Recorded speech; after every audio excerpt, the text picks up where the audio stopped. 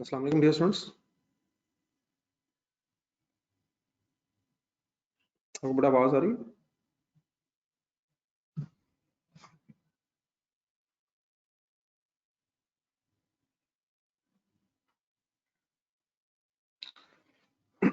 जी, सबसे पहले काइंडली को कल एक क्वेश्चन दिया था मैंने, अयान ग्रुप, वहां से शुरू कराएं यार। तो टाइम मिला उसके लिए?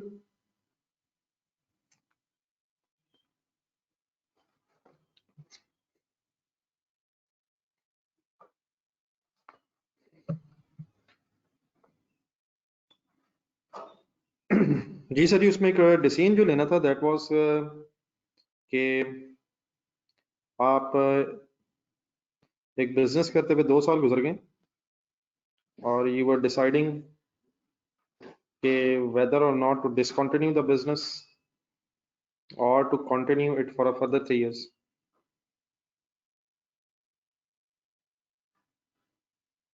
जी मोहतरम, डेफिनेटली अभी फिगर्स, अभी आप इस वक्त लर्निंग फेज में, गलतियां होंगी, लेकिन बहुत अच्छा तरीका यही है जो आपने अडॉप्ट की है कि आप पहले कोशिश ज़रूर करें, मिस्टेक्स होने के बाद फिर सोल्यूशन की तरफ जाएं। तो डिसीजन लेना जो था वो क्या था कि हम इसी वक्त बिजनेस स्टॉप कर दें या 3 साल इसे फर्दर कंटिन्यू करें। तो आपने सिंपली देखना ये था कि अगर अभी छोड़ेंगे तो क्या होगा, मतलब क्या नेट बेनिफिट होगा, और अगर 3 साल कंटिन्यू करके फिर बिजनेस खत्म करेंगे या 3 साल कंप्लीट करेंगे तो फिर बिजनेस में क्या इनफ्लोज आउटफ्लोज होंगे। तो मेरा ख्याल है कि आपको ये इन्फ्लेशन समझ आ गई। सबसे पहले तो ये बता दीजिएगा पॉइंट नंबर 4 में, ये इन्फ्लेशन का उसने एक थोड़ा सा डिफरेंट तरीका बताया हुआ था। तो थोड़ी सी जरा मेरी हेल्प करेंगे, मैं जरा इसका आंसर आपके सामने रख लेता हूँ। मुझे अगर फिगर्स काइंडली बता दें, जिन फिगर्स की कंफ्यूजन है मैं वो एक्सप्लेन कर देता हूँ, या कोई कॉन्सेप्चुअली इशू है तो। मुझे खतरा महसूस हो रहा है कि बहुत सारे हज़रात को टाइम नहीं मिला। रेंट फॉर 3 मंथ सर के कैलकुलेटर पकड़े से।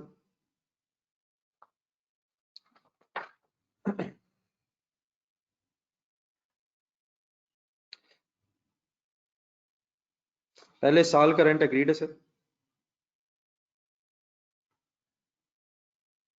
खाली सब पहले साल का रेंट है, ये rent for the first year है 6 लाख। तो दूसरे साल का कैलकुलेट करें, 6 लाख इंटू 1.1, ठीक है। और फिर तीसरे साल का कैलकुलेट करें इंटू 1.1, तो ये 7,26,000 हो जाएगा। लेकिन अगर अभी छोड़ेंगे तो क्वेश्चन में लिखा हुआ था कि बस 3 मंथ्स का फिर रेंट देना पड़ेगा अकॉर्डिंग टू 0.5। तो तीसरे साल के 3 महीनों का रेंट कैसे बनेगा, डिवाइड बाय 12 इंटू 3। ठीक है मिस्टर आरिस?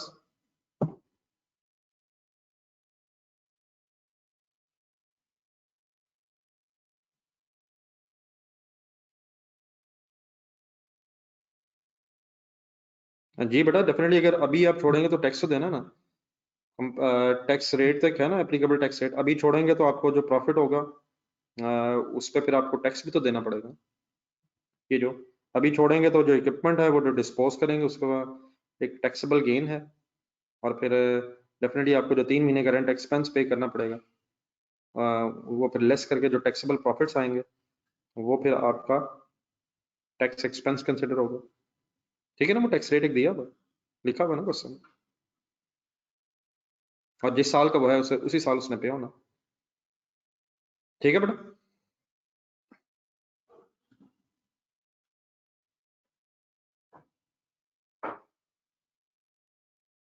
टैक्स वाला पॉइंट अब समझ आ गया प्लीज? अभी जो देना क्लियर हो गया, काइंडली बता दीजिए फिर। जी, एक मुझसे क्वेश्चन पूछा जा रहा है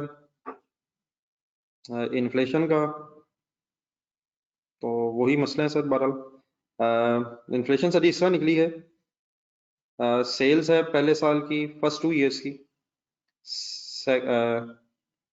75 लाख एंड 90 लाख रिस्पेक्टिवली। और नीचे फिर पॉइंट नंबर 4 में वो कहता है जो ट्रेंड ऑफ सेल है वेरिएबल कॉस्ट और फिक्स कॉस्ट का है वो सेम रहेगा। वो जो 1-2 ईयर सेकेंड ईयर्स में था वही ट्रेंड कंटिन्यू रहेगा। तो 15 लाख सेल में इंक्रीज है पिछले साल के मुकाबले में, तो 15 लाख डिवाइड बाय अगर आप 75 लाख करेंगे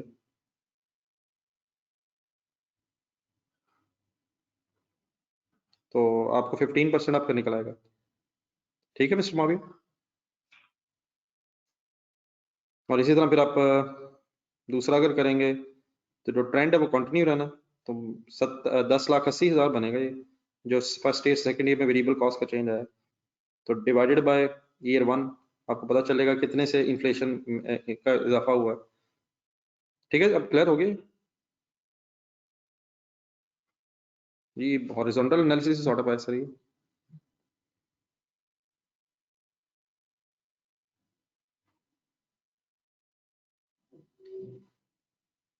मिस्टर असीफ जो आप बात करें, मेरा ख्याल है रेंट को यहाँ भी कंसिडर किया हुआ है और रेंट को यहाँ भी कंसिडर किया हुआ है, वर्किंग्स में कंसिडर हुआ हुआ। क्यों नहीं लेंगे, क्यों नहीं लेंगे, लिया हुआ।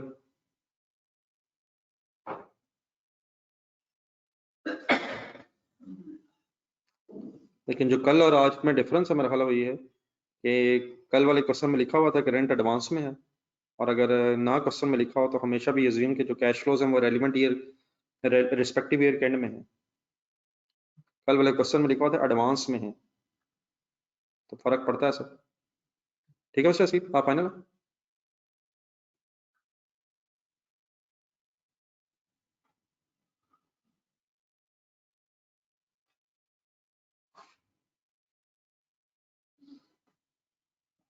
जी मिस्टर असीफ, रेंट को कंसिडर किया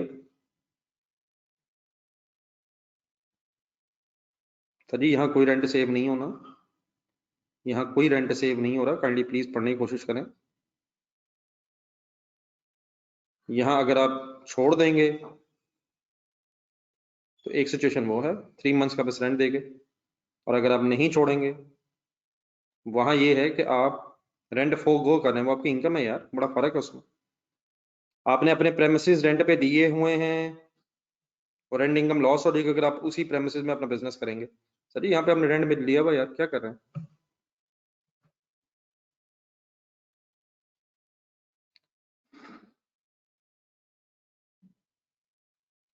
सर जी मुजम्मिल साहब, रेंट बेटा वैसे ही आया जैसे मैंने पहले भी बताया यार। फर्स्ट ईयर का रेंट दिया हुआ है, 10% का इसका इजाफा होना है यार, क्या कर रहे हैं आप। अभी तो मैंने एक्सप्लेन किया कि इसमें तो ना बार बार करें यार।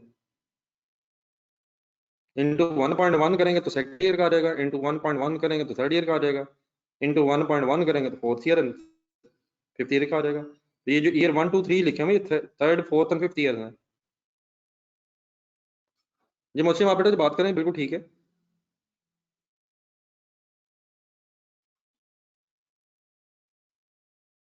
सर जी वो अगर पॉइंट नंबर 5 आप पढ़ेंगे माय डियर, तो वहां से ये पता चल जाएगा कि अगर इमीडिएटली छोड़ेंगे तो 3 महीनों का रेंट देना, फिर तो तीसरे साल का रेंट है वो डिवाइड बाय 12 कर लें और उनको 3 कर लें यार। ये मैंने अभी तो काइंडली प्लीज बताया यार, सबके साथ साथ सुना करें। जी मोहसिन, आप जो बेटा बात करें ना, आपकी बात बिल्कुल सही है, और मेरी बात गौर से सुनिएगा। आप जो कह रहे हैं शायद वही हुआ है। अगर हम इसी वर्किंग में ईयर 0 में यहाँ लिख लें, ये ईयर 0 बनेगा इस केस में। मिस्टर मोहसिन, आपका क्वेश्चन बहुत अच्छा है, लेकिन आप ही के क्योंकि जेन में इसकी सिर्फ सिर्फ मैं आपसे ही स्पेसिफिकली डिस्कस कर रहा हूँ, 12 बाकी जरूर देखें। ये जो फिगर्स है ना, ये net cash flow that can be earned if we dispose of today, this is net in cash inflow, और obviously it will be lost अगर हम ये प्रोजेक्ट 3 साल कंप्लीट करते हैं। तो एक तो ये है कि आप इसको इससे कंपेयर करके डिसीजन ले लें, और क्योंकि ये ज्यादा है तो देयरफॉर आप कह रहे हैं कि प्रोजेक्ट को 3 इयर्स कंप्लीट करें। लेकिन बड़ा ऑब्वियसली ये काम ये भी किया जा सकता है कि रादर देन हम इनको अलग-अलग देखें, ये अभी है ना फिर, और अभी का मतलब ये जब हमने फ्यूचर में जाना तो ये अभी है, तो फॉरगेट अबाउट लास्ट 2 इयर्स, वो तो गुजर गए हुए हैं। तो ये जो है ना 3516.7, this is an opportunity cost of doing the business in the next 3 years. तो ये बेटा ये फिर एक नेगेटिव फिगर के तौर पे होगा ये। पहले ये बताइए, मेरी बात समझ आ रही है यहाँ तक मोशन। जी मोहतरम साहब। और देन बेटा अगर आप इसकी वर्किंग करेंगे तो ये एज इट इज नेगेटिव होगा यहाँ, क्योंकि ये तो आज ही है। और जब आप इस केस में, ये जो नेगेटिव है, इस केस में इन फिगर्स को सॉल्व करेंगे तो आपके पास ऑटोमेटिकली एक नेट आंसर आ जाएगा। और नेट आंसर अगर पॉजिटिव आ रहा है तो फिर भी आंसर वही होगा कि वी शुड कंटिन्यू। एक तरीका ये है कि इसको अलग अगर लिखा भी है फॉर एग्जांपल, तो हमने नेट ही करना ना, नेट करके ही देखना कि कोई फायदा है या नहीं है। तो मतलब अगर हम आप इसको प्लस करेंगे, इन तीनों को प्लस करें और इसमें से माइनस करें, तो आपके पास एक नेट एनपीवी आ जाएगी। और अगर डेफिनेटली वो पॉजिटिव है तो it means the next 3 years में काम करना is more beneficial than business को स्टॉप करना। तो एक ये है कि जो बेनिफिट है वो अलग लिख लें, और जो 3 मतलब आज का बेनिफिट अलग लिख लें, फ्यूचर के बेनिफिट अलग लिख के ऑटोमेटिकली हो नेट ही रहा है। लेकिन अगर आप इसी वर्किंग के अंदर लिखना चाहें तो इट इज क्वाइट पॉसिबल। नहीं ये मुझे आप क्लियर है प्लीज? शहबाज साहब ने तो बहुत अरसे बाद आज दोबारा हमारे साथ कुछ जी किया है, तो डेफिनेटली बेटा एक्सेप्टेबल है, बहुत अच्छी बात है ये आपने सोचा। तो बहरहाल लेकिन बोथ वेज आर एक्सेप्टेबल। अच्छा एक सेकंड जरा, उमर खालिद साहब ने मुझसे एक बात की है, मैंने आज स्क्रीन जरा अपनी वर्टिकल की हुई है, ये इससे कोई प्रॉब्लम तो नहीं हो रहा? मुझे इसका फायदा ये नजर आ रहा है, मतलब अचानक वैसे तो हुई है, मुझे इसका फायदा नजर आ रहा है कि मैक्सिमम चीजें आपके सामने आ रही हैं, लेकिन मुझे नहीं पता आपके पास उमर खालिद साहब कोई प्रॉब्लम अगर है तो मुझे महसूस हो रहा है कि शायद ज्यादा सारी चीजें स्क्रीन पर नजर आ रही हैं, इसलिए जरा वर्टिकल हुई थी। चलो मैं फिर ठीक कर लेता हूँ, जस्ट एक मिनट, ये जरा कहीं सही सही करें। ये मैं कर लेता हूँ ठीक, जस्ट एक मिनट।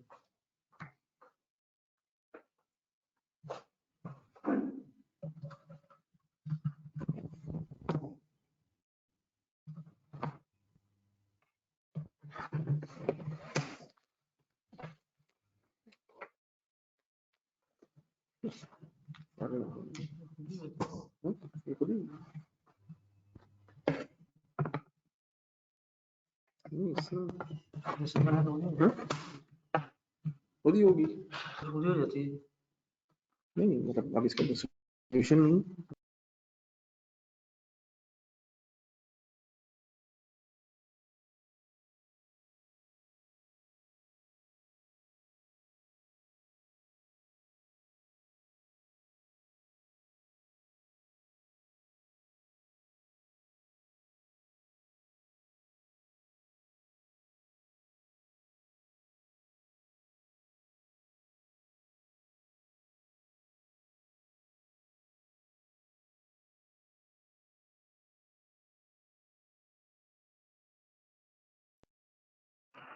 चलें बस मुझे एक मिनट जरा दीजिएगा, मैंने बुलाया, मुझसे जरा सही हो नहीं रही है, तो अब अगर 2 मिनट जरा विदाउट वेस्टिंग एनी टाइम, वो साहब आ रहे हैं, मैं करवा लेता हूँ ठीक।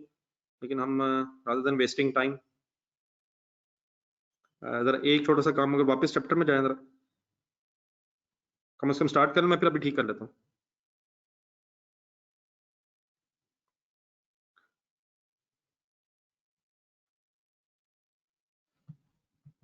ये जो कल एंड में परपेचुटी डिस्कस हो रहा था, छोटा सा कॉन्सेप्ट था, क्लियर हो गया था? जरा देखिएगा परपेचुटी।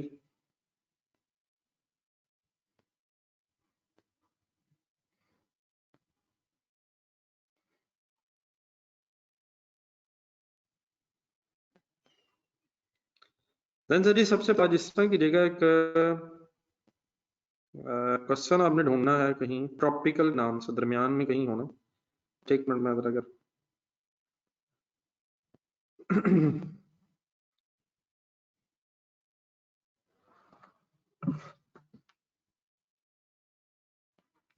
बस 5 मिनट अगर काइंडली थोड़ा सा, वो मैं कर लेता हूँ।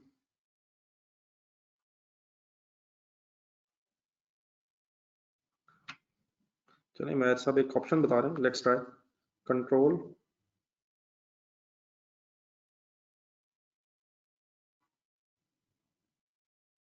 मैं जरा काइंडली 5 मिनट तक अगर और आप जरा रुक जाए, मैं साहब को बुलाया जरा प्लीज, ऐसे मैं कुछ और ना कर बैठूं। तो जरा टॉपिकल वाला क्वेश्चन पढ़ना शुरू कीजिएगा सर।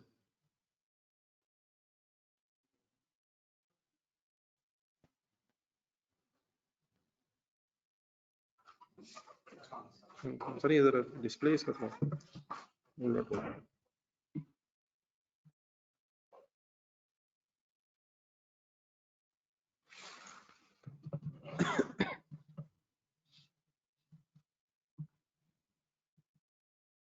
जी आप start reading the question, page number 129, kindly topical, please start reading the question.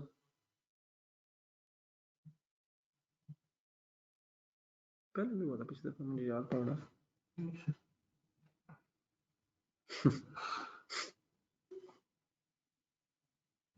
जी मिर्जा साहब,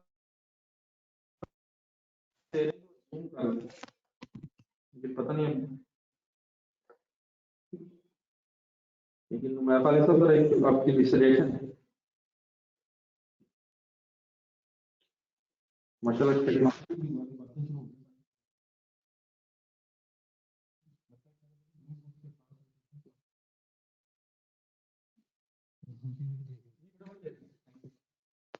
आप लोग क्वेश्चन पढ़े।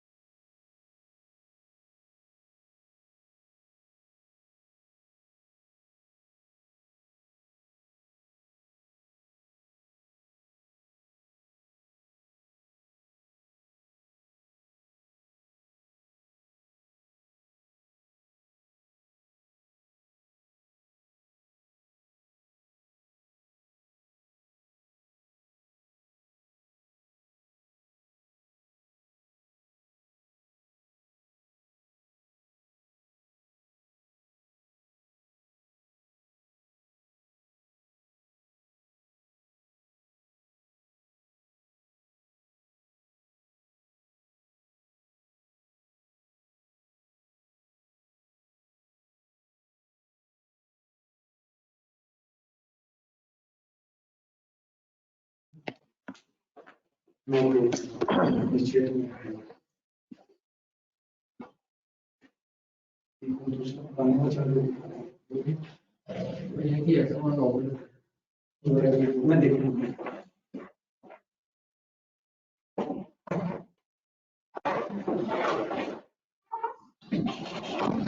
बेटा पढ़ा प्लीज। ये मेरा ठीक है, मेरा ख्याल अब डिस्प्ले वैसे ही हो गया शायद।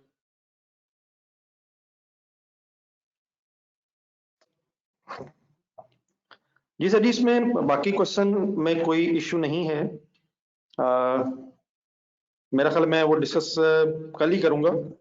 आपसे सिर्फ एक रिक्वेस्ट, ये पूरा क्वेश्चन आपने पढ़ा है, मुझे सिर्फ दो चीजों का इशू है। नंबर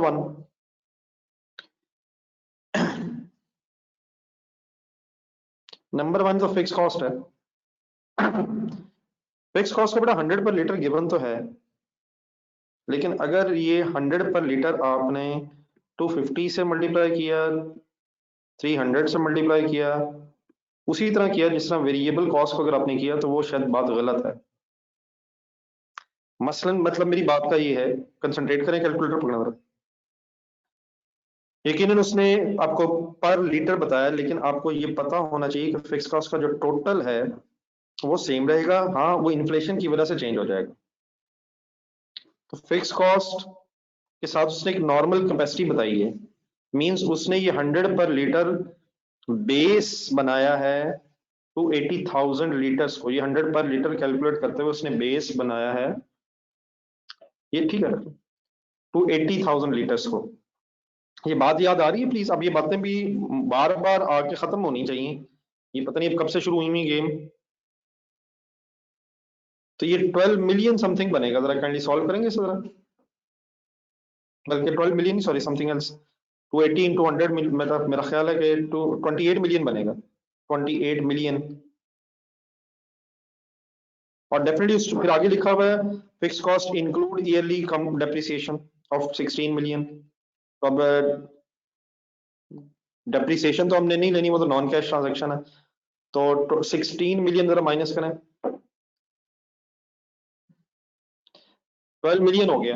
अब फर्ज करें इन्फ्लेशन ना हो, फर्ज करें एक सेकंड इन्फ्लेशन ना हो, तो बताएं क्या हर साल 12 मिलियन ही नहीं आएगा, चाहे लीटर्स कम हो रहे हैं या ज्यादा हो रहे हैं?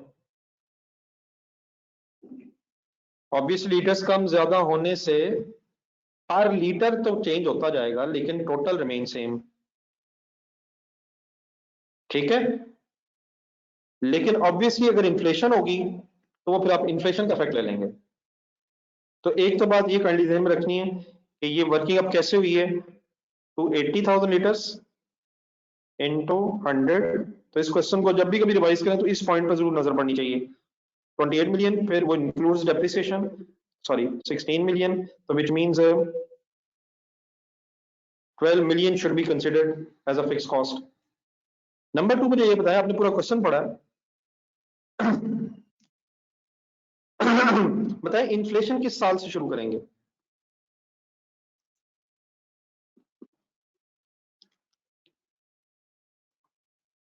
ये जो फिगर्स है 350 पर लीटर, 180 पर लीटर, ये इवन 100 पर लीटर, ये किस साल की फिगर्स हैं? ये करंट प्राइसेस हैं, टुडेज प्राइसेस हैं, ईयर वन प्राइसेस हैं।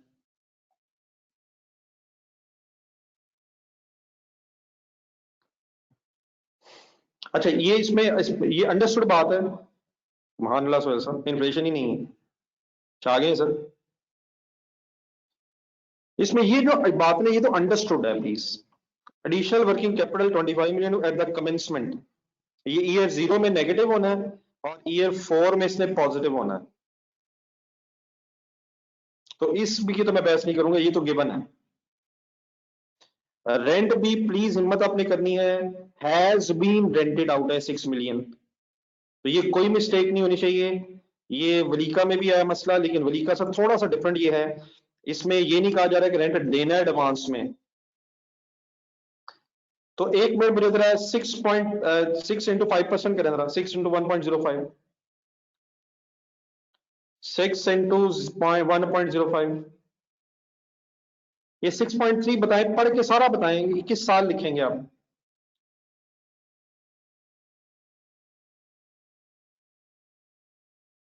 और ये ऐसी ये काइंडली वो है जो अभी थोड़ी देर पहले बात हो रही थी।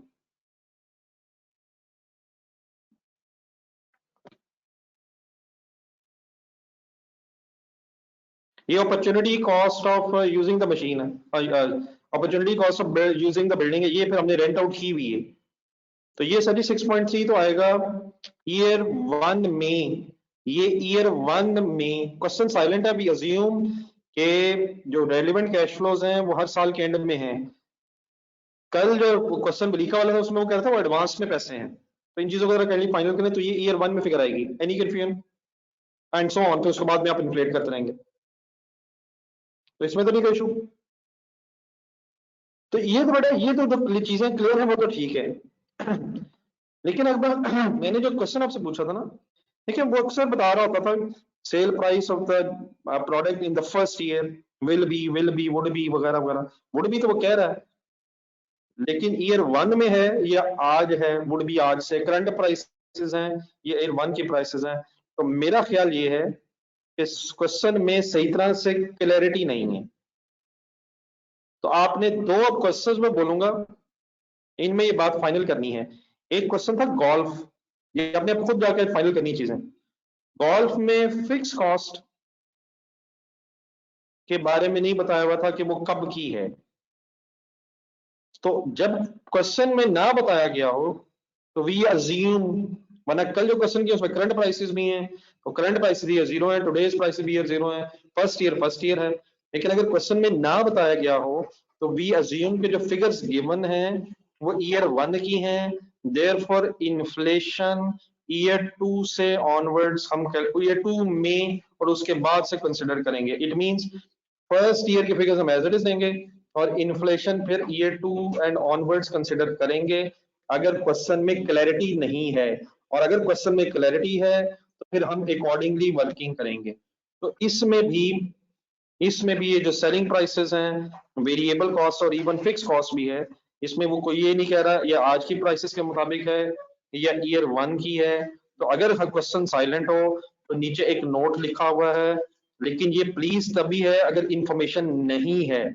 अदरवाइज मेजोरिटी केसेस में इंफॉर्मेशन अवेलेबल होती है, कभी करंट वर्ड होता है, कभी लेटेस्ट ईयर इवन होता है, लेटेस्ट से फर्स्ट ईयर में आएंगे तो वो ईयर वन बन जाता है। तो वो सब बातें अपनी जगह है। यहाँ भी रेंट के बारे में क्लैरिटी है, एडिशनल वर्किंग कैपिटल के बारे में भी कमेंसमेंट वर्ड है। तो जहां जहां इंफॉर्मेशन है वहां हम अकॉर्डिंगली करेंगे, और जहां हमें प्रॉपर इंफॉर्मेशन ना मिले तो फिर वो ईयर वन की फिगर्स हैं। गोल्फ में फिक्स कॉस्ट का एक मसला आया था, ये वहां क्वेश्चन साइलेंट था, बल्कि अगर आपको वर्ड याद आ जाए तो शायद आपको आंसर में लिखा भी नजर आया होगा assumed as price of year one. लेकिन बहरहाल ये चीजें रिवाइज होने की जरूरत अब है। और सेकंडली ये वाला एक ऐसा क्वेश्चन है जिसमें क्वेश्चन सेल और वेरिएबल कॉस्ट के एंगल से भी जरा क्लियर नहीं है। तो प्लीज एक छोटा सा सेंटेंस आइडिया अपने जहन में रखना है। मेरी बात सारी क्लियर होगी अब?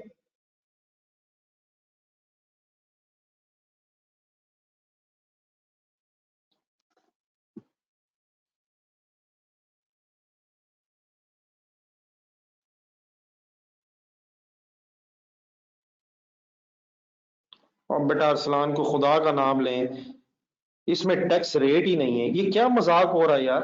अरसलान ये कैसे हो सकती हैं चीजें ये?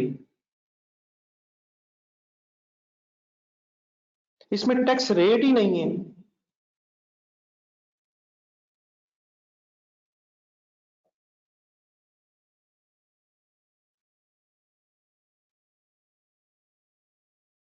रेंट बेटा हैज बीन रेंटेड आउट है 6 मिलियन में, और उसकी इन्फ्लेशन 5% है। तो अगर आप वर्किंग करेंगे तो 6 × 1.05, तो 6.3 का रेंट आपकी एज एन अपॉर्चुनिटी कॉस्ट आएगा, क्योंकि आप उस बिल्डिंग को जिसमें आपने प्लांट इंस्टॉल करना है उसको वो ऑलरेडी रेंट पे है, तो it is an opportunity cost of using the building. ठीक है?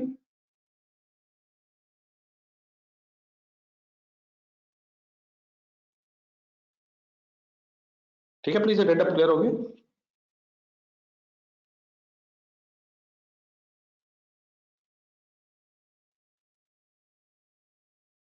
ये बेटा आकिब क्या कर रहा है यार? ये नीचे नोट में ये लिखा हुआ है, ये क्या मजाक हो रहा है? अगर इंफॉर्मेशन नहीं तो हम अज्यूम करेंगे कि जो प्राइसेस अब ईयर 1 की हैं, देयरफॉर हम इन्फ्लेशन ईयर 2 से लेंगे। आखिर ये क्या मजाक कर रहे हो यार, ये क्या पढ़ा जा रहा है और क्या सुना जा रहा है?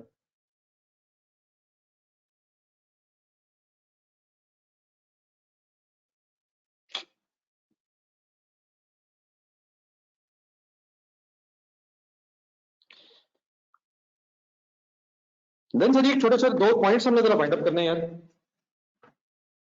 काइंडली जरा आए, जरा बहस जरा कंप्लीट हो जाए without wasting any further time, कल ताकि कोई अच्छी सी चीज स्टार्ट करें। अच्छा, इसके ना क्वेश्चंस अभी आपने मेरे साथ पूरा वीक, बल्कि मैंने आपको कल भी कहा था कि ये नेक्स्ट जो 2 वीक्स है ना, इनमें हम कोशिश करेंगे कि डिसीजन मेकिंग, जो रेलिवेंट कॉस्टिंग टाइप चीजें थी, इसमें फिर उसके बाद टाइम वैल्यू ऑफ मनी, और फिर एक और सात चीज कल से स्टार्ट करेंगे। तो इन तीनों चीजों को इकट्ठा साथ साथ रखेंगे, और इंशाल्लाह जैसे जैसे फिर आपको, जैसे जैसे हम किसी प्रॉपर लेवल पे पहुंचते जाएंगे, तो पिछले बहुत से टॉपिक्स मैं कोशिश करूंगा कि इन दिनों में आपके साथ साथ मेरे रिवाइज हो जाएं।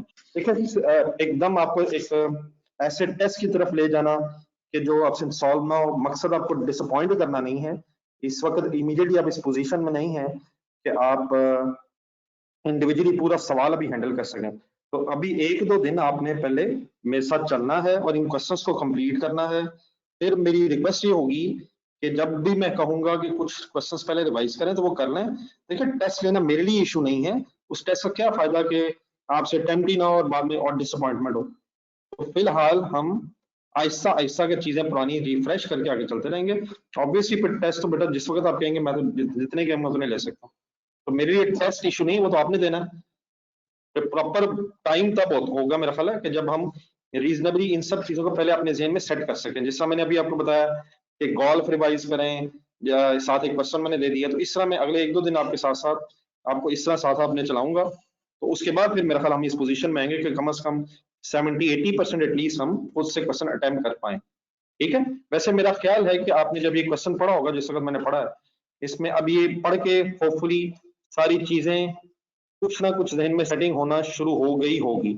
ये मैं एक छोटी सी assumption ले रहा हूँ। वैसे वैसे आप बेहतर बता सकते हैं कि ट्रॉपिकल वाला क्वेश्चन जब आप लोग इंडिविजुअली पढ़ रहे थे, तो क्या मोटा मोटा कुछ समझ आना शुरू हो जाता है चीजें पढ़ के? एटलीस्ट हम कुछ ना किसी नेक्स्ट लेवल पे जरूर जा रहे हैं, बस ये मेरा ख्याल होना चाहिए। तो लेकिन ये कहना कि इस वक्त हम उस पोजीशन में हो गए हैं, जिस तरह मुदशिम अभी क्लास के स्टार्ट में शायद थोड़ा सा परेशान इस हवाले से था कि जब क्वेश्चन मैंने घर वाला किया तो सही अटेम्प्ट नहीं हो पाया।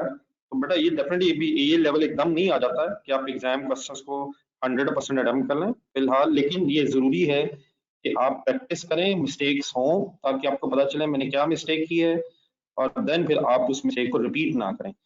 विदाउट प्रैक्टिस अगर हम एकदम एग्जाम हॉल तक जाना चाहेंगे तो वो बिल्कुल सही वे नहीं है।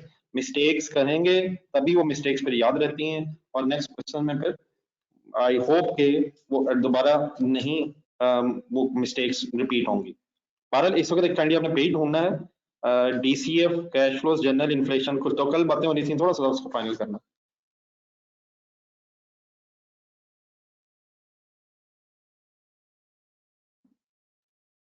बेटा मिर्जा, अनफॉर्चुनेटली बेटा हम हर चीज का ना एक रट्टा लगाना चाहते हैं, पेन और 120 निकालेगा।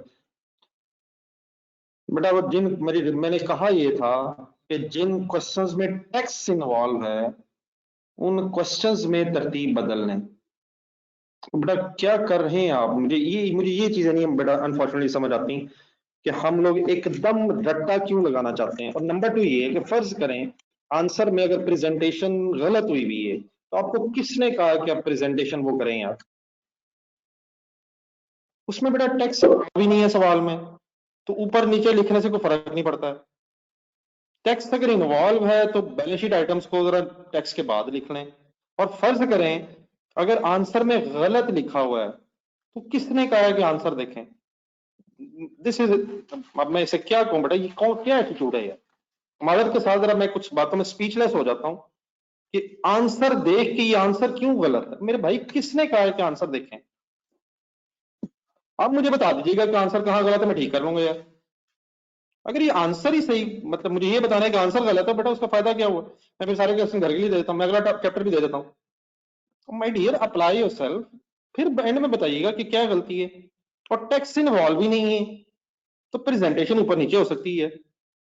और अगर फर्ज करें गलत हो भी गया आंसर, तो आप क्यों गलत कर रहे हैं अपना? मैंने नहीं कहा कि घर जाके आंसर देख के सवाल कर लें। सर जी हिम्मत करें यार, मैं और कैसे झंझोड़ूं। जी मैं डियर 120 पेज, थोड़े इस बहस को, discounted cash flow and inflation. Just मैंने जो आपको थोड़ा सा बड़ा एक आइडिया दिया था, इस पेज पे बहुत कुछ लिखा नजर आ रहा है, लेकिन बगैर डरे पड़िएगा, सिर्फ एक छोटी सी चीज नहीं है। क्या है वो, आए ढूंढते हैं। Inflation is measured by measuring the prices of set of goods and services often described as। देखिए कल मैंने आपको एक आइडिया दिया था कि इन्फ्लेशन, जब रियल लाइफ में वर्ड सुनते हैं ना, पाकिस्तान में इन्फ्लेशन रेट्स ये हैं वगैरह हैं, तो आइटम स्पेसिफिक भी होते हैं, हर प्रोडक्ट की अपनी अपनी इन्फ्लेशन भी होती है, और फिर एक ओवरऑल इन्फ्लेशन भी होती है। तो inflation is measured by measuring the price of set of goods and services. अब उनको सॉर्ट ऑफ अज्यूम किया जा रहा है कि उन गुड्स और सर्विसेज को इकट्ठा करके सॉर्ट ऑफ एक सिर्फ बास्केट में रखा हुआ है, तो at various points in time, and then seeing by how much they have increased or decreased over a period of time. Some may rise, some may fall, but the overall change in the price level is indication of the general price inflation. ये जो हम rate सुनते हैं 7-8%, ये on average एक rate होता है, किसी का रेट बढ़ा होता है, किसी का कम होता है। When the basket of each goods and service, मतलब इकट्ठा करके basket sort of, will inflate at, हाँ जी बिल्कुल सही, at specific rate। जो उस बास्केट में अगर सारी चीजें सॉर्ट ऑफ इकट्ठी कर ली जाएं, तो उनमें से हर एक अपना अपना इन्फ्लेशन रेट भी होगा। For example the rate of inflation specific to the fuel oil might be 10%, where the rate specific to rice may be 1%, वगैरह वगैरह। General inflation is the overall change in the price of basket calculated as an average of the specific rates weighted in some way। ठीक है, वो उसका formula मैंने आपसे कहा था कि वो आपके लेवल की बात नहीं है। तो दो तरह की इन्फ्लेशन होती हैं, स्पेसिफिक और जनरल। स्पेसिफिक क्या है, product wise, each cash flow item, जिस तरह कल आया था सेल की, वेरिएबल कॉस्ट की इन्फ्लेशन, उसके बाद फिर आया था इक्विपमेंट की अलग थी इन्फ्लेशन। तो अगर अलग अलग आइटम्स की इन्फ्लेशन है वो स्पेसिफिक है। और फिर मैंने आपको एक क्वेश्चन दिखाया था कि अगर जनरल इन्फ्लेशन है तो उसका मतलब होता है overall all cash flow items की एक सिंगल इन्फ्लेशन। बहरहाल अकाउंटिंग पॉइंट ऑफ व्यू से, एग्जाम पॉइंट ऑफ व्यू से हमें क्या याद रखना है कि अगर फॉर एग्जांपल एक से ज्यादा स्पेसिफिक रेट्स ऑफ इन्फ्लेशन है और हमें कोई वर्किंग करनी पड़ जाए मनी रेट की या जर्नल रेट की, तो इन्फ्लेशन आई जो है वो फिर हम जर्नल लेंगे if there are more than one item specific cash flows. तो सबसे पहले तो मैंने जरा चाहा जो कल बात हुई थी वो थोड़ी सी जरा आपके जहन में रिफ्रेश हो जाए।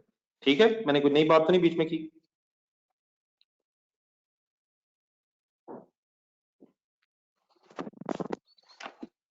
देन माय डियर उसके बाद आगे चलिएगा और कंसंट्रेशन से बस पढ़िएगा, ये बातें हुई हुई हैं, थोड़ा सा जरा आप अपने आप को जरा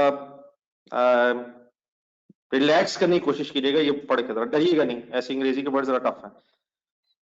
सबसे पहले कहते हैं DCF and taxation, interest cost and taxation.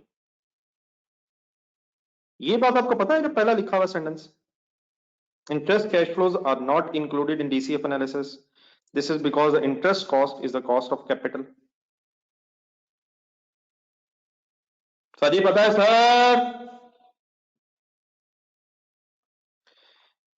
Interest cost are allowable for tax purposes. अब ये बात जरा थोड़ी सी हजम करनी मेरे साथ।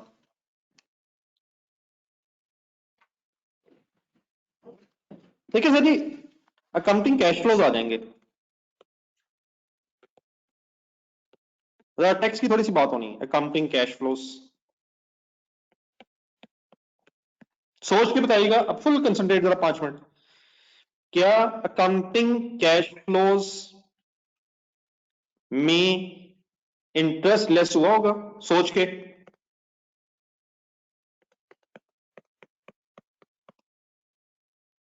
सोच के सब पार्टिसिपेट प्लीज करें, यस नो। अब बताओ, मैं नहीं हुआ होगा यार, नहीं हुआ होगा, what's going on mister Shahid, what's going on? अभी आपने क्या कहा और अभी क्या कह रहे हैं?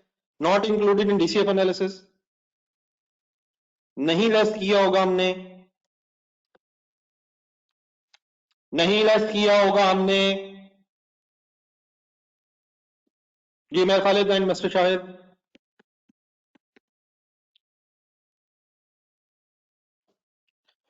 जी आगे, अगर आप इसको ले जाए टैक्स की वर्किंग में। हम अपनी टैक्स की वर्किंग कहां से शुरू करते हैं?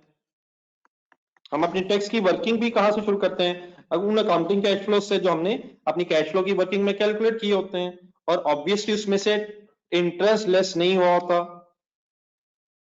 फिर हम क्या करते हैं, इन अकाउंटिंग कैश फ्लोज को टैक्सेबल प्रॉफिट में कैलकुलेट में कन्वर्ट करते हैं। प्रॉफिट प्रॉफिट प्रॉफिट, फिर उससे टैक्स रेट लगाते हैं। यकीनन कोई टैक्स डिप्रिसिएशन अगर है तो उसको कंसिडर करते हैं, लेस करते हैं बल्कि। कोई अगर गेन है डिस्पोजल का, टैक्स गेन है, तो उसे ऐड करते हैं। कोई टैक्स लॉस है, लेस करते हैं। हिम्मत करें टैक्स लॉस अगर है। यहां तक ठीक है?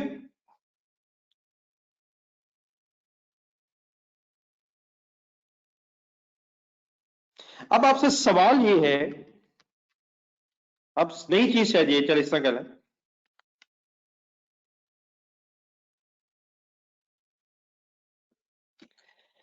नई चीज ये है कि हमने अगर टैक्सेबल प्रॉफिट्स कैलकुलेट करने हैं, तो क्या टैक्सेबल प्रॉफिट की वर्किंग करते हुए भी, क्या टैक्सेबल प्रॉफिट्स की वर्किंग करते हुए इंटरेस्ट एक्सपेंस को लेस करेंगे?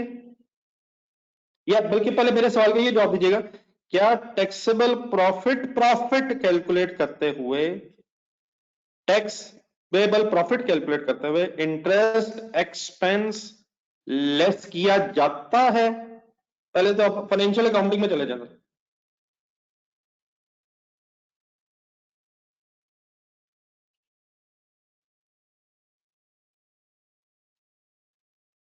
किया जाता है, यस किया जाता है, लेकिन अब मेरे वर्ड सुने, कंसंट्रेट करना है, फुल कंसंट्रेट करना है।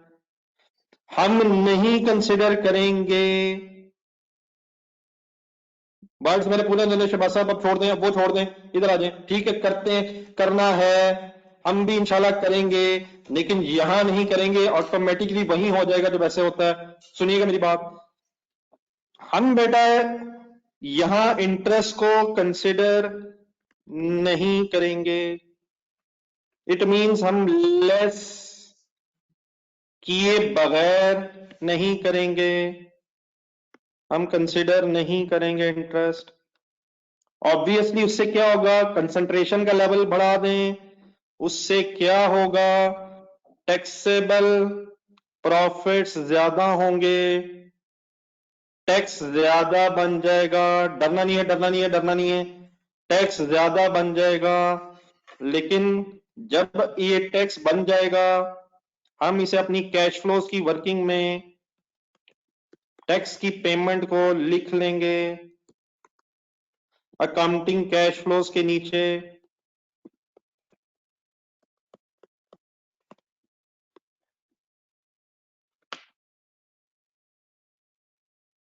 अकाउंटिंग कैश फ्लोज के नीचे हम लिख लेंगे, या अल्लाह मदद कर मौला। देन उसके बाद फिर हम नेट कैश फ्लोज निकाल लेंगे। नेट कैश फ्लोज जब हम निकालेंगे, तो हम जब प्रेजेंट वैल्यू लेंगे, तो उसमें इंटरेस्ट कॉस्ट कंसिडर हो जाएगी, उसमें इंटरेस्ट कॉस्ट कंसिडर हो जाएगी। लेकिन ये जो टैक्स हमने कैलकुलेट किया था, इसमें हमने इंटरेस्ट कॉस्ट को अगर कंसिडर नहीं किया था, तो उसकी वजह से टैक्स ज्यादा बन रहा होगा। तो डरना नहीं है, एक लफ्ज मेरा सुने, देयरफॉर हम क्या करेंगे, हम भी डिस्काउंट करते हुए एक ऐसा टैक्स रेट लेंगे जिसमें टैक्स का इफेक्ट ऑलरेडी आ गया हो। थोड़ा सी हिम्मत करनी है, थोड़ी सी हिम्मत करनी है जरा। एक वर्ड होता है प्री टैक्स डिस्काउंट रेट, और एक होगा पोस्ट टैक्स डिस्काउंट रेट।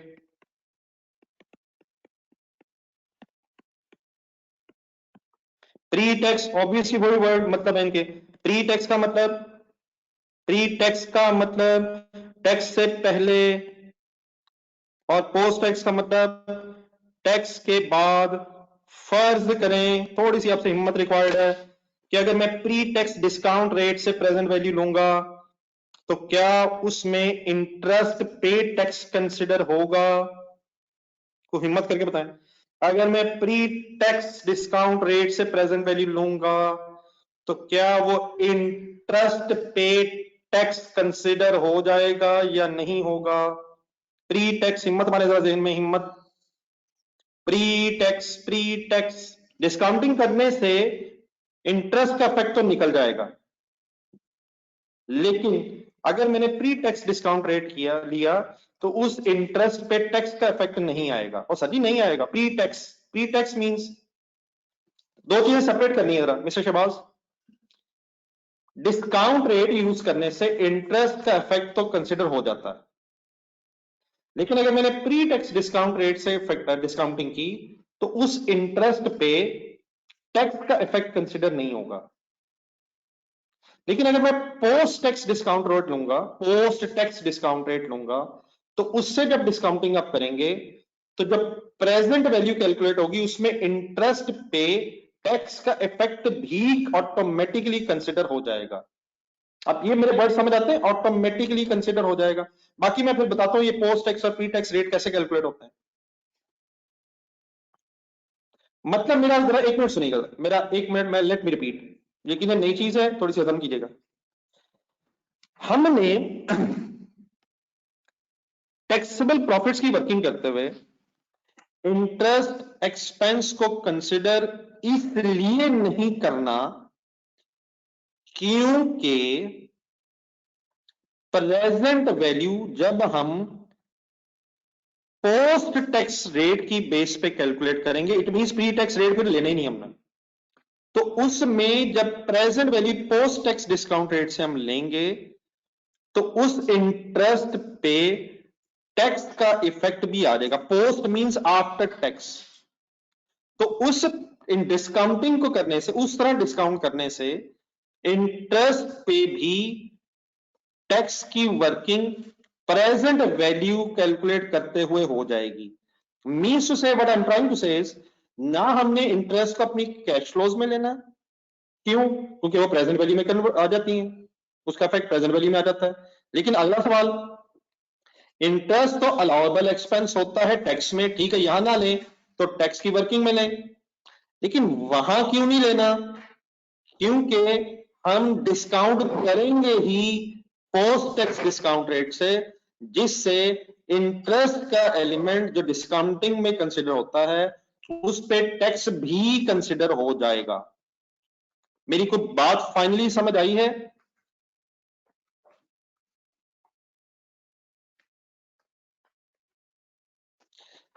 फर्ज करें अगर मेरी बात समझ नहीं भी आई है तो क्या इतनी बात याद रखी जा सकती है, लेट मी फिनिश, कि ना कैश फ्लोज में इंटरेस्ट लेना है, ना ही ना ही ना ही ना ही ना ही ना ही नहीं, वो तो फिगर अभी सॉल्व कर लेते ना यार, उसकी फिगर तो 1 मिनट सॉल्व कर लेते हैं। ना ही आपने टैक्स की वर्किंग में कंसिडर करना है।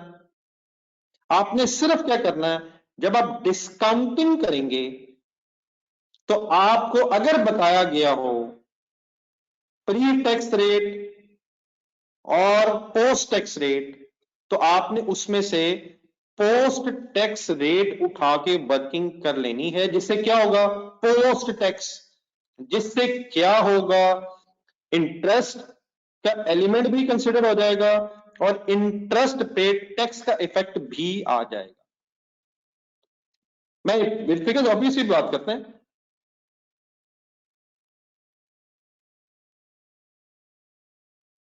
जी आपकी बेटा बड़े हो के आप बुक बदल दीजिएगा, वो फिर आप उस तरह कर लीजिएगा। अगर मेरे भाई उस तरह ही हो सकता है तो इस तरह कर ले यार।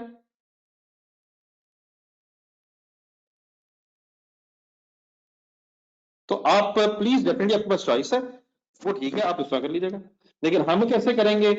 जैसे किया जाता है, जैसे एक नॉर्म है। अगर आपका मूड है कि नॉर्म बदल लें, हम आपके साथ हैं, लेकिन पेपर मना बदलिएगा, पेपर के बाद बदलिएगा, ठीक है mister?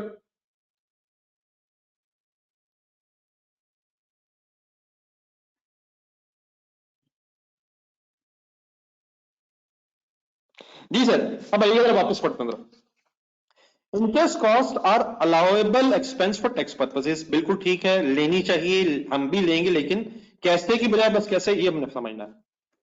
Therefore, present values are determined by using the post-tax cost of capital। देखिए अगर वो आपको कोई प्री पोस्ट ना बताए तो भी अज्यूम कि ये पोस्ट ही होगा, लेकिन अगर पोस्ट टैक्स रेट बनाना पड़ जाए, मसलन तो आपको प्री टैक्स डिस्काउंट रेट दे, प्री टैक्स लिखे, प्री टैक्स डिस्काउंट रेट ले,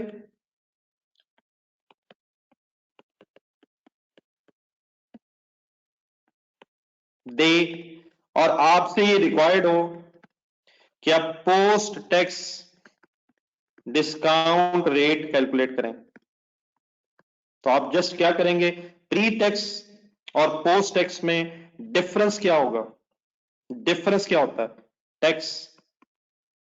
तो ये जो भी लिखा हुआ इसको एक मिनट छोड़े, एक आसान सी बात करते हैं जरा। लेट्स अज्यूम क्वेश्चन में उसने आपको प्री टैक्स डिस्काउंट रेट नाम बोला है कि ये प्री टैक्स है, और हमें वर्किंग करनी है पोस्ट टैक्स से हमेशा। फर्ज करें वो कहता है टैक्स रेट 32% है, क्या करें, क्या करना चाहिए हमें, क्या करना चाहिए, 10 लिखें इंटू 0.32 करें, क्या टैक्स इफेक्ट है जी इसका, टैक्स का टैक्स इफेक्ट, डिस्काउंट रेट का टैक्स इफेक्ट, तो क्या 6.8 means post tax discount rate बन जाएगा। रेट अगर वो 30% कहेगा तो 30% यूज कर लेंगे, 40% कहेगा तो 40% यूज कर लेंगे।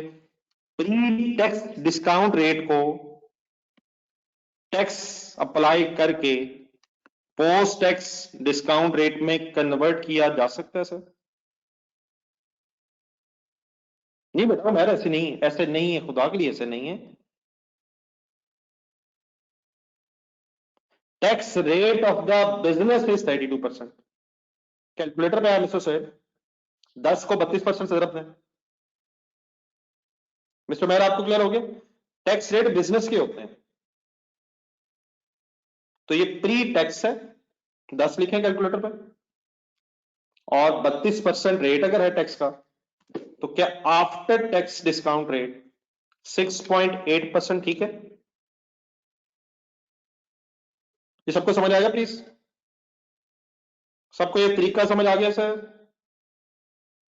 ये इस तरह करिए, ये जो बॉक्स बना हुआ ना, इस बॉक्स में एक और तरीका लिखा हुआ है, लेकिन वो मेरा ख्याल ऐसे पढ़ना मुश्किल हो जाना, तरीका वो भी है, लेकिन मेरा ख्याल है दिस इज द वे जिससे हम प्रॉपर्ली अपना आंसर निकाल सकते हैं। करेंगे क्या, अगर post tax discount rate given है,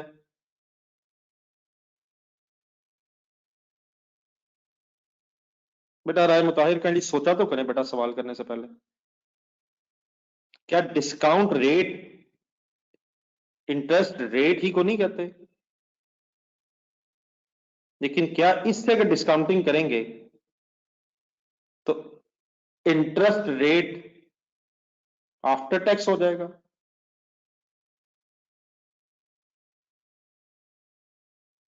क्या discount rate means interest rate, yes, और अगर आफ्टर टैक्स ले रहे हैं तो अब जो आप डिस्काउंटिंग करेंगे उसमें इंटरेस्ट पे टैक्स भी आ जाएगा। ये लिख लीजिए वर्किंग सबने, फार्मूला समझ आ गया सर, नहीं बताना चाह रहे। फर्स्ट करें डिस्काउंट रेट है 15% प्री टैक्स डिस्काउंट रेट, और टैक्स रेट गिवन है सवाल में 35%। बताएं what should be post tax discount rate. वैसे ये सीधा भी निकाला जा सकता है अगर आप हिम्मत करें, 35% है ये, लेकिन करनी पड़नी, 15 डिवाइड बाय 100 इंटू 35 करेंगे टैक्स आ जाएगा, और इंटू 65 करेंगे तो आफ्टर टैक्स भी आ सकता है। 15 इंटू 0.35 5.25, और फाइनली आंसर इज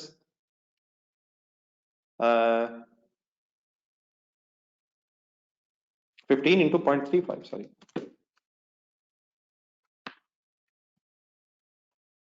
5.25 एंड -15 9.75। ये 11.75 कैसे निकाल रहे हैं और मिस्टर वैस खालिद? आपने 30% मुझे लगता है अपनी मत से रेट ले लिए। और अगर बेटा इसको इस तरह भी करें, 100 से 65 बनाने की कोशिश करें, तो 100 से 65 बनाया जा सकता है। 15 डिवाइडेड बाय 100 इंटू 65। बहरहाल ये क्लियर होना चाहिए सारा काम करना कब है, ये काम करेंगे कब? Discounting should be on the basis of post tax discount rate. अगर आपको प्री और पोस्ट दोनों दिया हो तो आप क्या उठाएंगे? Post tax. और अगर प्री दिया और टैक्स रेट मिल जाए तो आप क्या बना लेंगे? Post tax discount rate. और अगर पोस्ट टैक्स गिवन है, we have to do nothing. ठीक है, नीचे बड़ा एक एग्जांपल दी हुई है, उसमें से एक वर्ड जरा सही करना। ये जो डाटा दिया हुआ ना, इसमें जब पहला वर्ड जरा पोस्ट टाइप हो गया, ये प्री है, इससे ना परेशान हो जाएगा। और एक वो ये भी तरीका दिया हुआ, मेरा ख्याल है that way out is not necessary.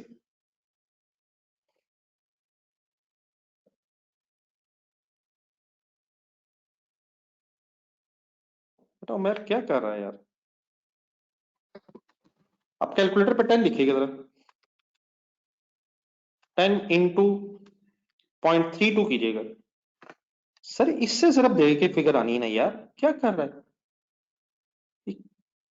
10 लिखें कैलकुलेटर पे और इंटू 32% कर दें काइंडली। बताएं आंसर क्या आता है? 10%। तो 10% में से 3.2% लेस हुआ तो इज इक्वल टू 6.8% आंसर आ गया। ठीक है मिस्टर भाई?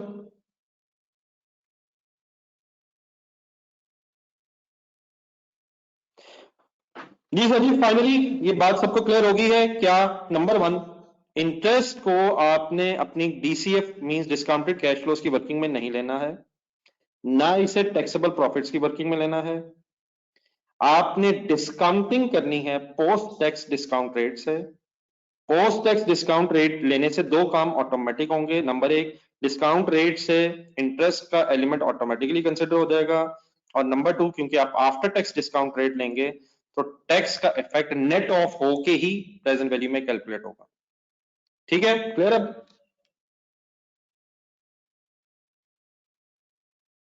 देन उसके बाद नीचे बेटा जो लिखा हुआ है, ये डिस्पोजल के एंगल से लिखा हुआ है। और अगर ये ना भी पढ़ा जाए तो हमें पता है कि जब एसेट बेचा जाता है तो टैक्सेबल गेन भी आ जाते हैं और टैक्स लॉस भी आ जाते हैं, जो टैक्स की वर्किंग में फिर यूज होते हैं। हाँ, होता कैसे है? आपने सेल प्रोसीड्स को, डिस्पोजल प्रोसीड्स को, आपने डिस्पोजल प्रोसीड्स को टैक्स डब्ल्यूडीवी से, टैक्स बेस से कंसिडर के साथ कंपेयर करना होता है। अगर सेल प्रोसीड्स ज्यादा हैं तो 45 फॉर एग्जांपल टैक्स गेन है जो आप टैक्सेबल प्रॉफिट्स में ऐड कर देंगे। और अगर फॉर एग्जांपल डब्ल्यूडीवी ज्यादा है, टैक्स डब्ल्यूडीवी ज्यादा है, तो टैक्स लॉस को आप अपने टैक्सेबल प्रॉफिट में से लेस कर देंगे। ये उसी तरह होता है जैसे होता है। तो इसको मेरा ख्याल है पढ़ने का दिल करे कभी तो पढ़ लीजिएगा, लेकिन ये चीजें कम बस याद रहेगा। मैंने सही वर्ड यूज किए सर। गेन टैक्सेबल प्रॉफिट्स में ऐड हो जाएगा और लॉस जो है वो टैक्सेबल प्रॉफिट्स में से लेस हो जाएगा। तो ये टैक्सेबल प्रॉफिट्स में एज इट इज जिस तरह कंसिडर होगा जिस तरह रोज होता है। तो इसमें कोई ऐसी चीज नहीं है। अच्छा हाँ, ये बस एक चीज में रखिएगा, अगर क्वेश्चन साइलेंट हो टैक्स के हवाले से तो एक ये जरा ज़हन में रखनी है लाइन एंड वाली जो है। वैसे टैक्स बताया होता है उसने, स्टेट लाइन रिड्यूसिंग सब कुछ बता रहा है वो, अगर तो बता रहा है तो एज इट इज है। तो if question is silent then reducing balance method tax में होता है और पॉलिसी भी फुल ईयर होती है टैक्स में, टैक्स में। ठीक है, और फुल ईयर पॉलिसी टैक्स में क्या होती है? In the year purchase full depreciation and in the year of disposal no depreciation. ठीक है, तो ये वाली लाइन कम से कम जरूर हाईलाइट कर लें अगर क्वेश्चन साइलेंट है तो। वैसे क्वेश्चन में अक्सर बता रहा है वो, लेकिन अगर ना बताए तो दो चीजें, ये मेरा ख्याल F2 में भी शायद जब आप करंट टैक्स वगैरह की वर्किंग कर रहे होते हैं तो शायद बीच में कभी बात आती है। तो ये एज इट इज है वैसे ही टैक्स पॉइंट ऑफ व्यू से। अगर नहीं पता तो रिड्यूसिंग बैलेंस मेथड, और फुल ईयर पॉलिसी भी है, विच मीन्स जिस साल एसेट आएगा उस साल पूरी डेप्रिसिएशन है इररिस्पेक्टिव ऑफ द डेट्स, और जिस साल एसेट सेल अगर होगा उस साल फिर नो डेप्रिसिएशन है, चाहे कुछ मंथ्स यूज भी हो। ठीक है सर, फाइनली ओके।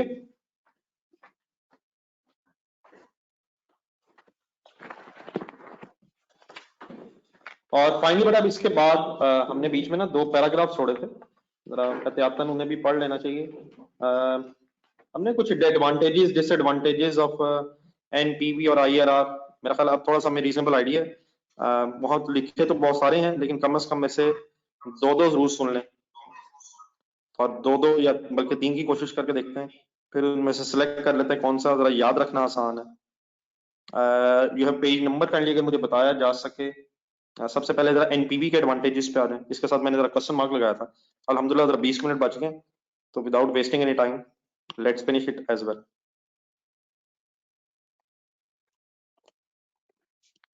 जब पेज नंबर 113 कोई बता रहा है, 109 बता रहा है, नहीं मैं पहले एनपीवी की बात कर रहा हूँ अभी। 109 बताया जा रहा है ओवरऑल, ठीक है 109, ठीक है जी सर जी।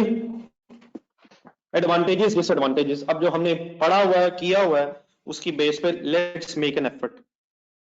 अब कुछ चीजें हो सकता है आपको एडवांटेज डिसएडवांटेज दूसरा नजर ना भी लगे, लेकिन एग्जाम पॉइंट ऑफ व्यू से 1-2 चीजें ज़हन में रखनी है जी। आए बिस्मिल्लाह पढ़े पहली बात। सबसे पहला वो एडवांटेज कहता है एनपीवी का, NPV takes account of the time value of money of the cash flows by calculating the present value of each cash flow at a, असल में वो इनकम स्टेटमेंट से यहां से कंपेयर कर रहा है। देखिए इनकम स्टेटमेंट जो है वो फिर प्रेजेंट वैल्यूज की बेस पे नहीं, इनकम्स और एक्सपेंसेस। वो कहता है क्योंकि ये कैश फ्लोज की बेस पे है, और फिर उसकी प्रेजेंट वैल्यू मींस आज आपको पता चलेगा, आज के दिन आपको पता चलेगा कि एक प्रोजेक्ट को फ्यूचर में करने से कितने एक्स्ट्रा पैसे बचेंगे या कितने पैसे कम हो जाएंगे। देखें पॉजिटिव आंसर का मतलब क्या है कि हमारा बिजनेस में कैश बढ़ जाएगा, नेट बढ़ जाएगा। आज के दिन for example 1 lakh positive NPV आती है, इट मींस आज के दिन की वैल्यूज के मुताबिक हमारा कैश 1 लाख से बढ़ जाएगा। नेगेटिव 50,000 का मतलब क्या होगा कि आज के दिन प्रोजेक्ट करने से हमारा कैश 50,000 से कम हो जाएगा। तो इनकम स्टेटमेंट अक्रूवल बेसिस में होने की वजह से और उसमें फिर टाइम वैल्यू ऑफ मनी ना होने की वजह से, अगर हम income statement point of view से वर्किंग करते तो वो ज्यादा बेनिफिशियल नहीं है। तो वो असल में पहला काम ये कहना चाहता है कि क्योंकि हमने कैश फ्लोज यूज किए हैं इसमें और प्रेजेंट वैल्यूज भी ली हैं, इसलिए इसकी बेस पे जो डिसीजन है वो बेहतर हो जाएगा। क्लियर है?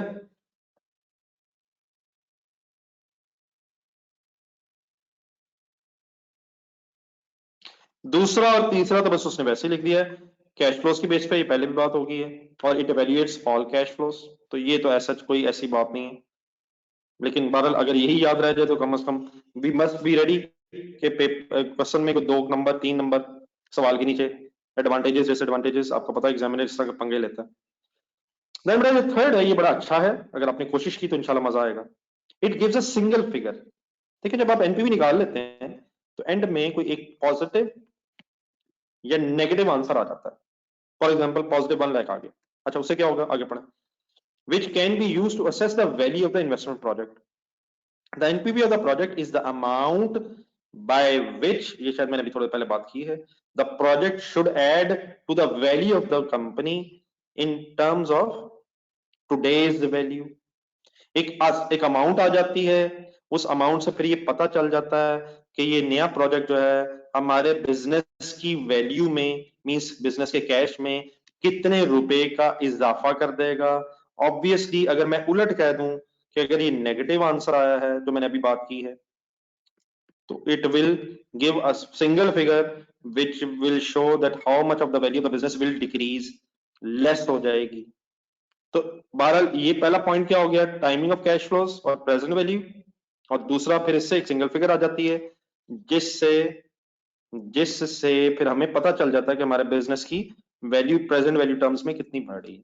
मेरा ख्याल है कि बात समझ आ गई है, ये है कन्फ्यूजन?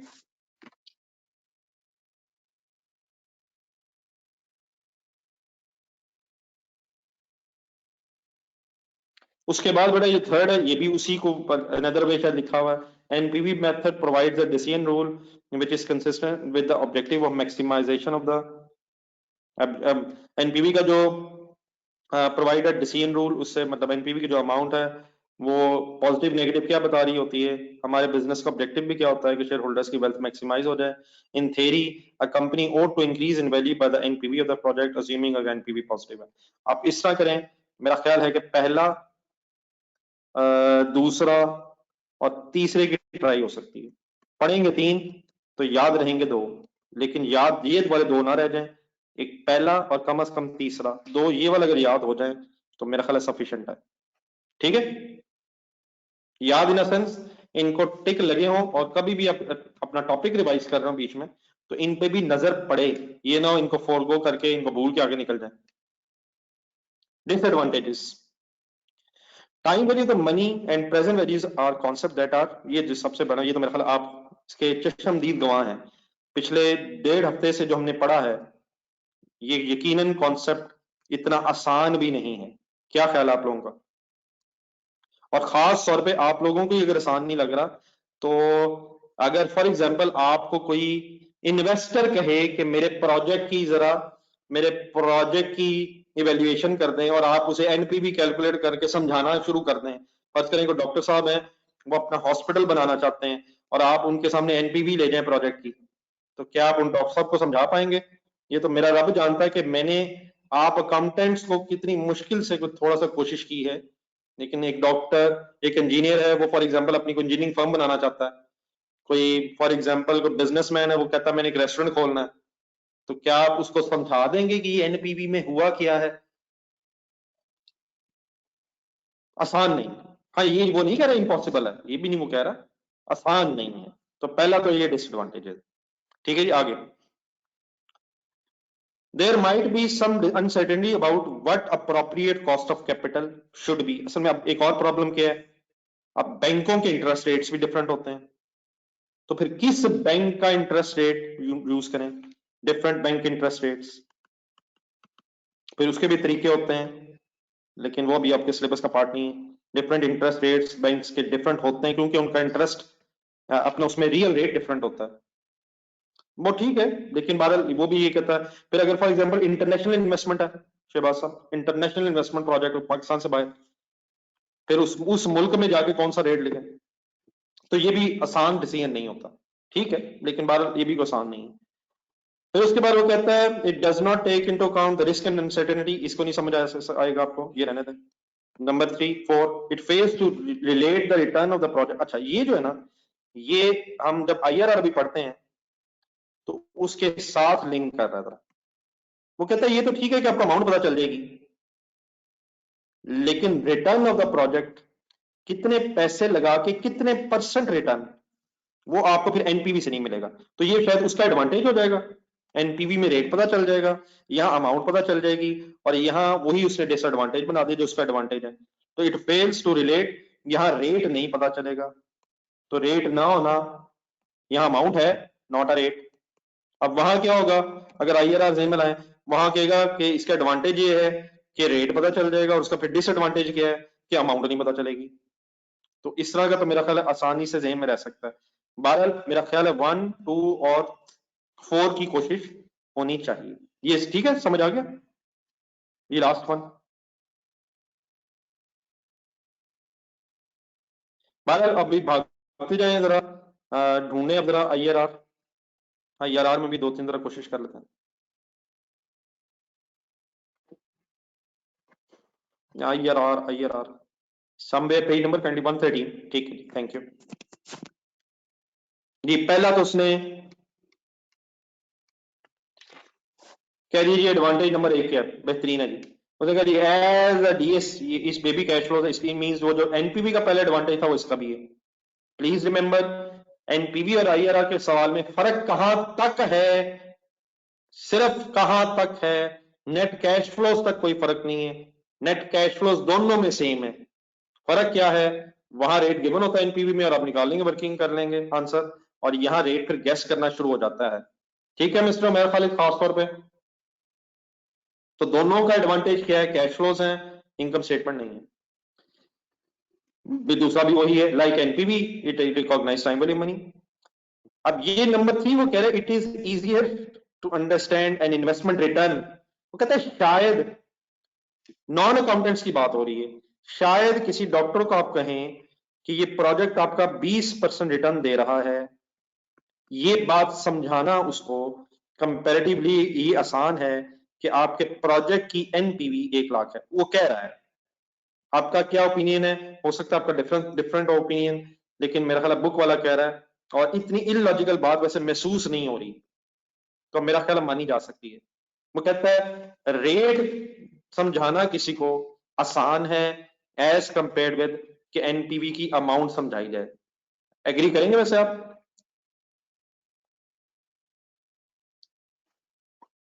बहरहाल एक कंपैरेटिवली शायद है ये भी, लेकिन इतना आसान ना हो, लेकिन शायद वो कहता है कंपैरेटिवली आसान है। तो पहले 3 सर बस काफी है शायद। डिसएडवांटेजेस, अब ये वही मैंने अभी जो कहा था, it is an absolute measure, means ये परसेंटेज में आंसर देता है, rather than not an absolute, it is an relative measure, sorry percentage में आंसर को रिलेटिव मैयर कह रहा है, not absolute measure in rupees. ठीक है, तो ये फर्स्ट सेंटेंस काफी है। ये जो आईआरआर का एनपीवी का एडवांटेज था, वहां अमाउंट आ रही है, यहाँ रेट आ रहा है, तो उलट हो गया शायद। देन उसके बाद एक कोशिश और करें, जरा नेक्स्ट पेज पर जाएं। हाँ जी, बस ये ठीक है, दूसरा बेहतरीन मिल गया ये। इसके बीच में जो सेकंड है ये बहुत डिटेल्ड ऐसे ही है, ये सेकंड है। Unlike the NPV IRR method does not indicate how much, मतलब वो रेट है, अब ऊपर वही फायदा बता रहा था, वो जो उधर था फायदा, इधर का नुकसान हो गया, ये अब रेट बताएगा। ठीक है, तो ये काफी है सर, मेरा ख्याल है एग्जाम स्पेसिफिक बात करते हैं ऐसे, डेफिनेटली ना इस इतना रटा लगना है और ना ही शायद रिक्वायर्ड भी है। ठीक है डन सर जी, 1 और सेकंड कोई कोशिश हो सकती है, आधी आधी लाइन, एक एक लाइन।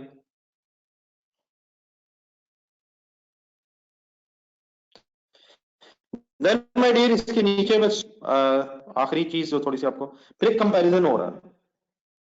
इट मीन एनपीवी और आईआरआर के अपने अपने बेनिफिट्स हैं, उसके डिसएडवांटेजेस भी गिनवाए जा रहे हैं, फिर करें क्या? पहली बात वो कहता है it is often equally as good to use NPV और आईआरआर। पहली बात ये वो कहता है दोनों ठीक है। However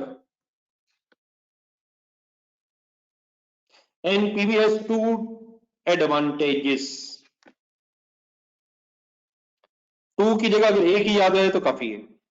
number 1, the NPV method indicates the value which add, positive NPV कहता है। वो कहते हैं नंबर 1, इसका फायदा ये से पता चल जाएगा बिजनेस के कैश में कितना इजाफा या बिजनेस के कैश में कितनी कमी वाकया हो जाएगी, तो एक ही काफी है 2 की जगह। However, NPV has an advantage over IRR that NPV method indicates that how much the value will be added और how much the value will be destroyed। और फाइनली वो ये कहता है, उसने पहला सेंटेंस क्या कहा, इट इज ऑफन एज, दोनों ठीक है। एनपीवी का एक फायदा ठीक है, क्या है, वैल्यू बता देगा, लेकिन वो आईआरआर का भी एक फायदा कहना चाहता है, IRR method has an advantage of more easily understood by non accountants.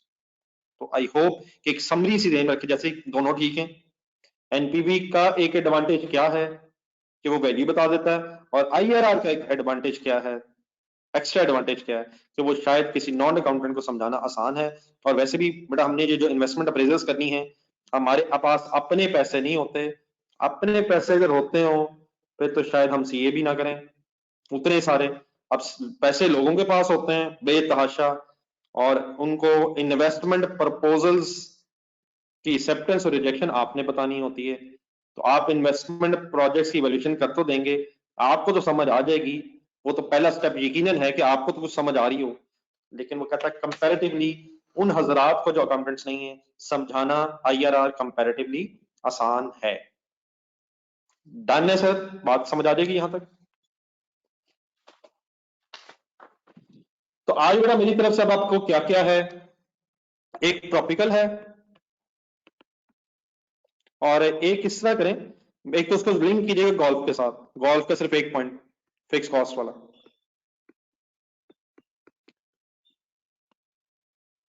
एक छोटी सी सजेशन है अगर आप टाइम निकाल सकें, ये जो मैंने आज अभी बात की आपके साथ कि अगर क्वेश्चन साइलेंट है तो फिर ईयर 1 की फिगर्स अवेलेबल हैं, आप ईयर 2 से इन्फ्लेशन लें। सिर्फ अगर इन्फ्लेशन के हवाले से अगर आप आधा घंटा सिर्फ इन्फ्लेशन के हवाले से अपने सारे क्वेश्चंस को रिवाइज करें कि किस सवाल में इन्फ्लेशन कहां कहां से ली हुई है और फिर क्यों ली हुई है, तो मेरा ख्याल है हेल्पफुल रहेगा। जरा सारा सवाल नहीं कह रहा, सिर्फ क्या कह रहा हूं, सारे सवाल और जिस तरतीब से किए हैं, जिस तरतीब से, फॉर एग्जांपल सबसे पहले सोना लिमिटेड है, फिर डायमंड है, जिस तरतीब में आपके पास क्वेश्चंस हैं, जिस सीक्वेंस में ये क्वेश्चंस हैं, उनको अगर आप खास तौर पे इन्फ्लेशन के हवाले से, पूरा सवाल डेफिनेटली सॉल्व नहीं करने की जरूरत, लेकिन इन्फ्लेशन के हवाले से अगर अपने आप को कंफर्टेबल कर लें और फिर एंड में आए ट्रॉपिकल पे और गोल्फ पे फाइनली, और इनको फिर फाइनल करें इन्फ्लेशन के हवाले से, एक अच्छी रिवीजन हो जाएगी। तो क्या मैं अज्यूम करूं कि थोड़ा टाइम निकाल लेंगे आप?